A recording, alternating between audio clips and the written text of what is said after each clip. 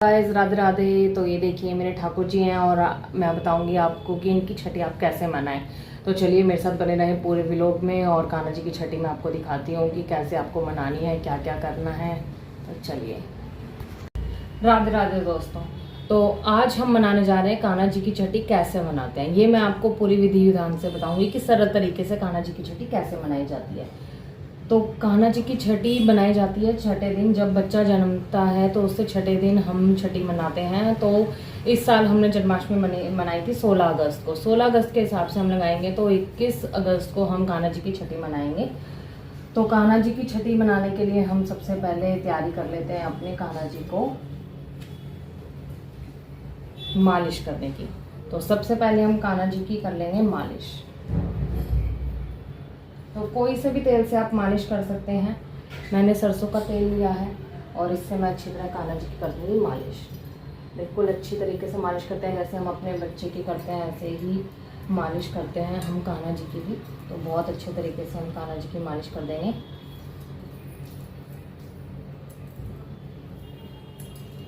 देखिए तो 21 अगस्त को हम कान्हा जी की छठी मनाएंगे और अच्छी तरीके से मालिश कर देंगे। और फिर हमें क्या करना होता है, कान्हा जी को स्नान कराना होता है, डुबकी लगानी होती है। लेकिन जिसके कान्हा जी बड़े हैं, जैसे मेरे कान्हा जी 5 नंबर के हैं, तो इसलिए हम ये डुबकी नहीं लगा सकते, या कुछ भी प्रॉब्लम होने की वजह से या दूध कमी की वजह से या कोई भी प्रॉब्लम होने की वजह से कि हमारे पास दूध नहीं है, तो कान्हा की डुबकी लगाने के ना करके हम कान्हा जी को दूध से नहला सकते हैं। ये मेरे पास कान्हा जी का कच्चा दूध, उबला हुआ दूध हमें नहीं लेना। कान्हा जी के लिए हमें कच्चा ही दूध लेना है। कच्चा दूध से हम कान्हा जी का स्नान करा देंगे।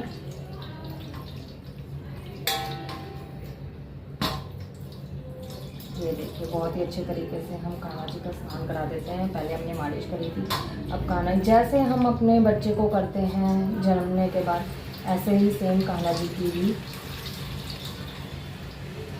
करेंगे।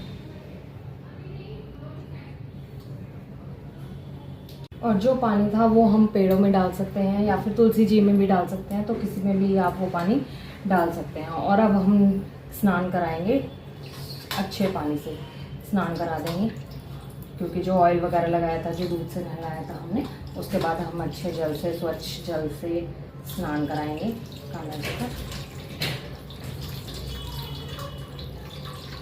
और स्नान कराने के बाद जो ये जल है ये पेड़ों में प्रवाहित कर देते हैं, या फिर तुलसी जी में आप डाल सकते हैं। एक सूती कपड़े से कान्हा जी को पोंछ लेंगे अच्छी तरह, जैसे कि हम अपने बच्चे को पोंछते हैं।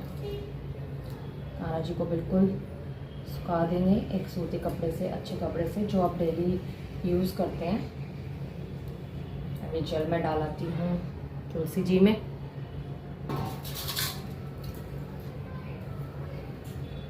और उसके बाद जैसे ही आप कान्हा जी को डेली रेडी करते हैं, आप वैसे ही करिए। और पीले वस्त्र हम पहनाते हैं कान्हा जी को, छठी के दिन पीले वस्त्र पहनाते हैं। ये मैं पहना रही हूँ पीले वस्त्र। अच्छा, किसी किसी के कमेंट्स आते हैं कि पीले वस्त्र ना हो तो क्या करना चाहिए। तो दोस्तों, पीले वस्त्र अगर हमारे पास नहीं हो तो आपको किसी भी कलर के जो वस्त्र हैं आपके पास, आप वही पहना सकते हैं। बस उस पर हल्दी का पीला टीका लगा दीजिएगा। और हल्दी का पीला टीका लगाने के बाद वो वस्त्र पीला ही हो जाएगा। ये हमने कर दी है कान्हा जी की ड्रेस रेडी। और इसके बाद हम जैसे रोज़ श्रृंगार करते हैं वैसा हम रोज़ श्रृंगार कर देंगे। माला पहना देंगे, इनके बाल पहना देंगे और इनको पगड़ी पहना देंगे, जिससे कान्हा जी बहुत सुंदर लगते हैं। और तो गाइस, सबसे ज़रूरी होते हैं छठी के दिन नजरिए पहनाने। तो मैं ये नजरिए लाई थी, मार्केट में बहुत ईजीली अवेलेबल है। तो कान्हा जी को नजरिए पहना देंगे।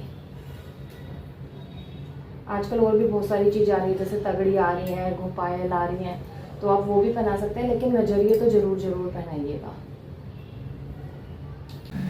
मोरपंख दे देंगे कान्हा जी के लिए और बांसुरी दे देंगे। सारा जैसे श्रृंगार करते हैं वैसे हम आज के दिन कर देंगे। तो श्रृंगार वगैरह हम दिन में कर लेंगे और फिर हम शाम को छठी पूजेंगे। तो छठी पूजने के लिए कान्हा जी को सिंहासन पर बिठाएंगे और दीपक जलाएंगे।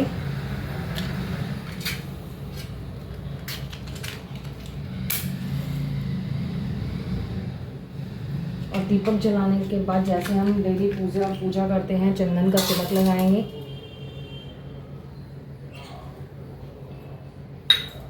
और दक्षिणा समर्पित करेंगे। तो दक्षिणा जितनी भी हो आपकी श्रद्धा अनुसार आप समर्पित कर सकते हैं, उन पे बांट के और कर सकते हैं। और ये ठाकुर जी की ही होती है दक्षिणा, इससे आप ठाकुर जी का कोई भी सामान खरीद सकते हैं, ड्रेस वगैरह या कोई भी सामान खरीद सकते हैं। और फिर हम लगा देंगे कान्हा जी को काजल लगाने के लिए जो दीपक हमने जलाया था उससे हम काजल बना लेंगे। एक स्वच्छ चम्मच ले लेंगे, कान्हा जी की चम्मच ले लेंगे, या फिर कोई आप घर में नई चम्मच हो तो आप वो भी ले सकते हैं। और फिर ठंडा होने के बाद घी हम यहीं से ले लेंगे दीपक में से, और ठंडा होने के बाद कान्हा जी की काजल लगा देंगे आँखों पे और कान के पीछे टीका लगा देंगे। और जो ये चम्मच में काजल बचा रह गया है ये पूरे घर वाले लगा लेंगे पूरे, क्योंकि इससे बहुत भी ये केमिकल फ्री है, तो सबको घर वालों को यही लगाना चाहिए।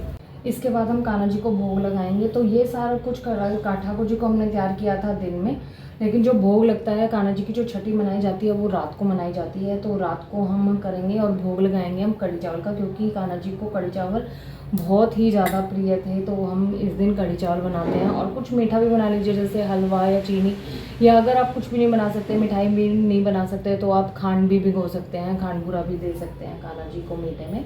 और कढ़ी चावल तो ज़रूर बनाइएगा। और पीले रंग के वस्त्र अगर ना हो तो उन पर पीला टीका लगा लीजिए, इससे भी वो कान्हा जी की जो ड्रेस होएगी वो पीली हो जाएगी। और कान्हा का खूब सुंदर सा श्रृंगार करके उसके अच्छे अच्छे जच्चा बच्चा गीत गा के आप कान्हा जी की छठी मना सकते हैं।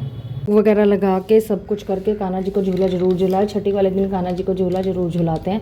तो जिसके घर में भी पहले से झूला है या नहीं है, या जिसके घर में झूला नहीं है, तो वो अपनी साड़ी या चुन्नी बांध के भी कान्हा जी को झुला सकते हैं आराम से, या फिर झूले पे भी आप बिठा सकते हैं।